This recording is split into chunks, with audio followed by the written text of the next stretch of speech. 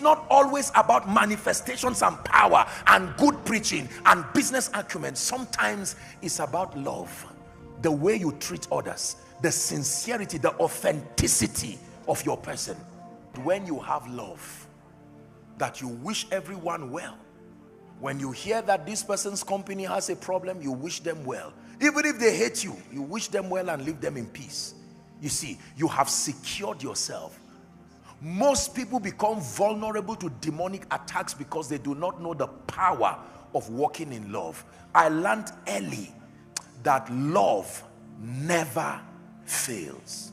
Now, you will look like a fool while you are practicing love. Many people will take you for granted, like they've taken many of you for granted. But can I tell you, at the end, love always wins. You know what killed death, defeated sin? It was not power, it was love. Even what power could not do, love did. There remained these three: faith that moves mountains, hope that maketh not ashamed, and love. The Bible says the greatest is love. When he was done talking about the gifts of the Spirit, Reverend Julian, he mentioned all the gifts of the Spirit in 1 Corinthians chapter 12. He said, even with this, let me show you a more excellent way. Then he goes to chapter 13. A more excellent way of preaching is to preach in love. A more excellent way of doing business is to do business in love. A more excellent way of counseling is to counsel in love. A more excellent way of rebuking is to rebuke in love. Once you take away the love factor, even if what you are doing is right, it becomes destroyed. Love. Walking in love. I've seen God do more in my life because of love than because of prayer. I know you will not believe this. I'm a man of prayer by the grace of God. I'm a man of the word by the grace of God. But there are realms that even prayer warriors cannot get there. The Bible says, no eye has seen, no ear has heard, neither has it entered into the heart of man the things that God has in store for lovers. This one is a realm of love. You can pray from a corrupt heart. You can fast from a corrupt heart. Envy can be the sponsor of your fasting because you want it too, so that nobody disrespects you. Unfortunately, God vets the heart of men before he extends his hands to them. But never get yourself in a position where you become the reason for the pain of others.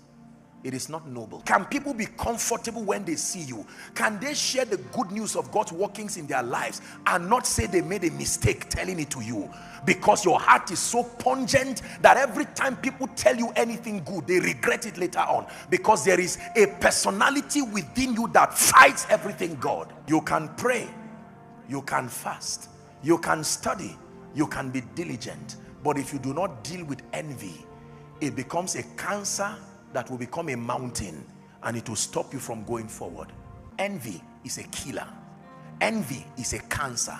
Envy is a destroyer. Fight it. That unity in the spirit can never be attained with envy. So when you find yourself walking in hate, bitterness, envy, you go to God in the place of prayer. Father, your love is not richly established in my life. Take away this spirit of hate. Let me be able to celebrate the victory. Let me celebrate your hand upon others and be comfortable with it. You see, love. You never see me fight anybody's ministry, fight anybody's. If I have a problem with you, I pray for you from a distance and wish you well. You see that? That a preacher is crying, courtesy you, and you sleep sound and wake up. That an individual is going down, you close the business door because of mismanagement of this spirit, this cancer.